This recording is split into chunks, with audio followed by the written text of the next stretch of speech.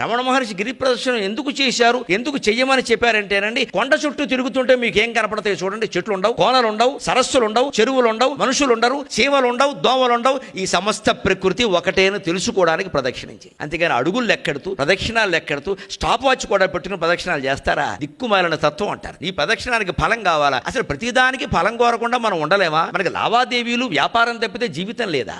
ఏదైనా చేస్తే ఫలం కావాలా? ఏమీ ఫలం ఉండదండి. చెయ్యమా? మానేస్తావా? బిడ్డకి పాలిస్తున్న తల్లికి ఫలితం ఏముందమ్మా? ఏముందని పాలిస్తోంది ఆవిడ? ప్రమాదం నుంచి బిడ్డను కాపాడుతున్న తల్లికి ఫలితం ఏముందమ్మా? వీడు ఎప్పుడో పెరుగుతాడు, నన్ను ఏదో చూస్తాడని కాపాడుతుందండి. ముందు బిడ్డను పాము గరుస్తుంటే ఆ పాము తన్నగరిచినా మంచిదే అని లాగేదా? తల్లి బిడ్డను ప్రేమించినంత సహజంగా మనం భగవంతుడిని ప్రేమించలేమా? ఒక్కసారి కొండ చుట్టూ తిరిగాము అంటే కొండ చుట్టూ ఉన్న పరిసరాలన్నీ ఒక్కటే, మనతో సహా. అక్కడ చేమంతో మనం అంతే, అక్కడ చెట్టు ఎంతో మనం అంతే, అక్కడ పుట్టెంతో మనం అంతే. నీ శరీరం మీద నీకు వ్యామోహం పోవాలి, సమస్త కోరికలు నాశనం కావాలి. అది గిరి ప్రదక్షిణానికి ప్రత్యేకత. అందుకోసం చేయమన్నాడు.